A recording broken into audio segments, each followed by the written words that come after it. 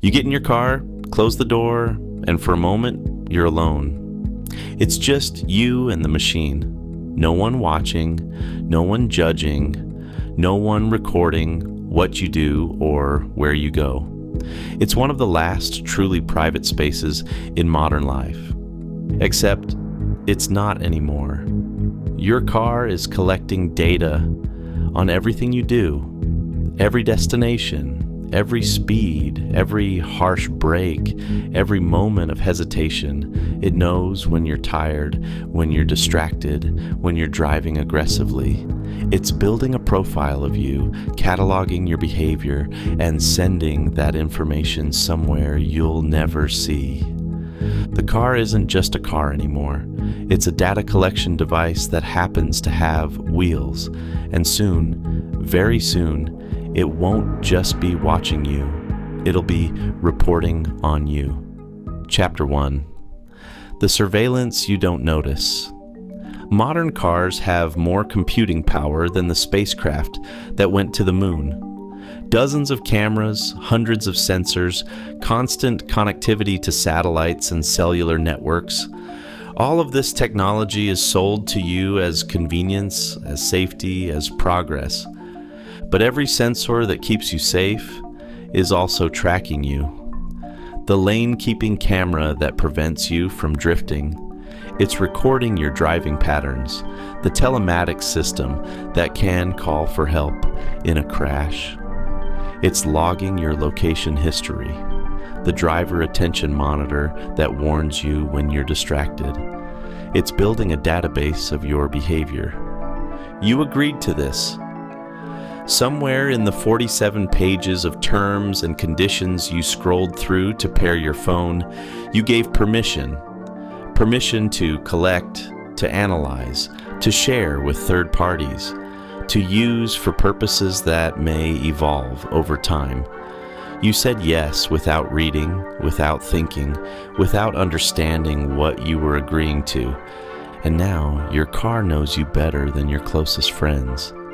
It knows the routes you take when you're avoiding someone. It knows which houses you visit and how long you stay. It knows when you speed, where you speed, how often you speed. It knows everything you do inside a machine you thought was yours. Chapter 2. The business of your behavior. This data isn't being collected for fun. It's being collected because it's valuable, extremely valuable, and you're not seeing a penny of it. Insurance companies are buying it to adjust your rates based on your actual driving instead of statistical averages. They know about that hard break you made last Tuesday, the aggressive acceleration this morning, the time you were on your phone at a stoplight. They're building risk profiles that will make insurance personal, precise, and for some people, prohibitively expensive. Car manufacturers are selling it to data brokers who package and resell it to anyone willing to pay. Marketing companies want to know where you shop. Law enforcement wants to know where you've been. Lawyers want to know how you were driving before the accident. Your car is testifying against you in courts, in insurance claims, in ways you'll never know about until it's too late. The car you bought isn't just a product anymore. It's a revenue stream. You're not the customer. You're the product.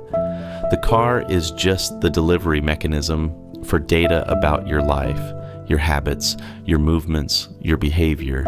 And that data is worth more over time than the car itself. Chapter 3. The autonomy you're losing.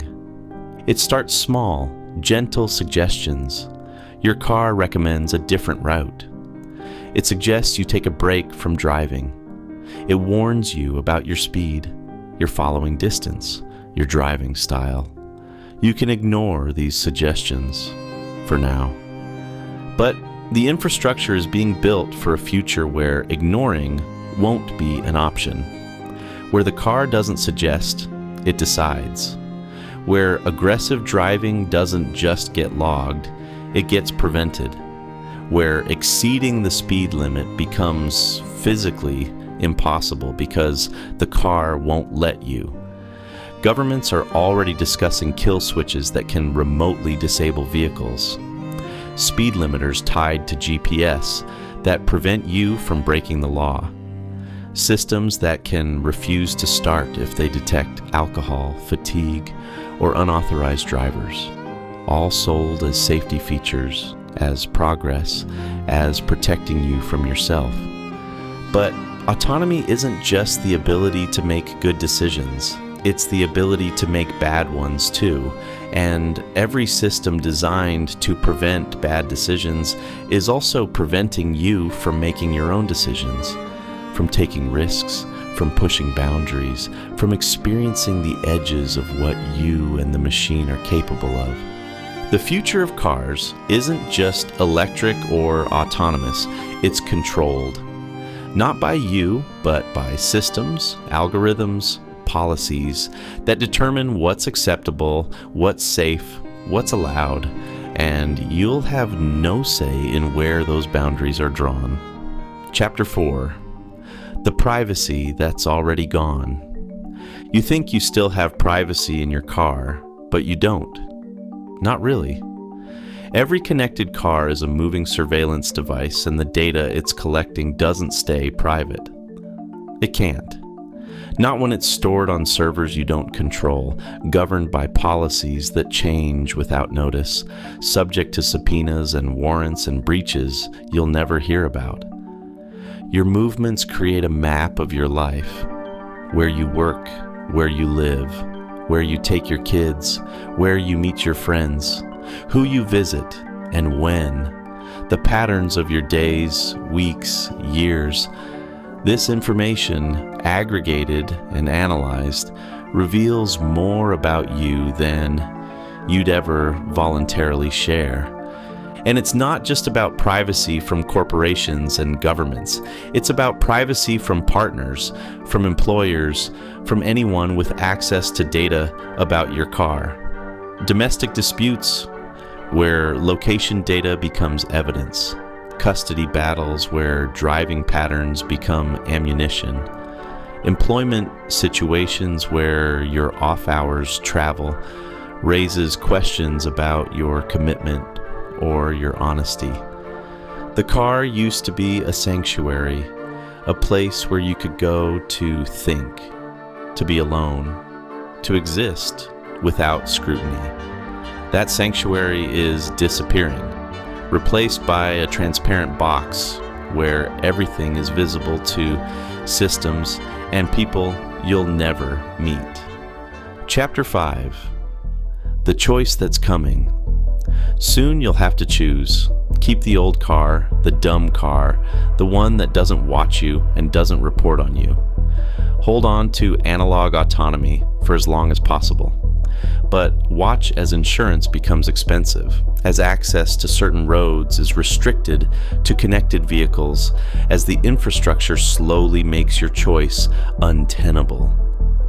Or accept the new reality. Accept that privacy in your car is over. Accept that driving will be monitored, analyzed, and potentially controlled. Accept that the machine you buy won't really be yours.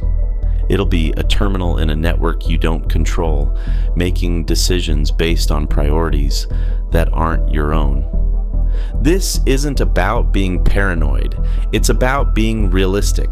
The trajectory is clear. The technology exists. The business incentives are aligned. The regulatory framework is being built. Your car will be watching you soon. It already is, actually. You just haven't felt the consequences yet. But you will. When your insurance doubles because of driving patterns you didn't know were being tracked. When your car refuses to let you drive the way you want to drive. When data from your vehicle is used against you in ways you never imagined. When the freedom that cars once represented is replaced by surveillance dressed up as safety. The question isn't whether this future is coming. It's how much of your autonomy you're willing to trade for the convenience of modern technology. How much privacy you'll surrender for slightly better insurance rates or marginally improved safety features. And whether, years from now, you'll remember what it felt like to get in a car, close the door, and truly be alone. Before the machine started watching, before the data started flowing, before driving stopped being about freedom and started being about compliance. Your car will be watching you soon. Maybe it's time to decide how you feel about that.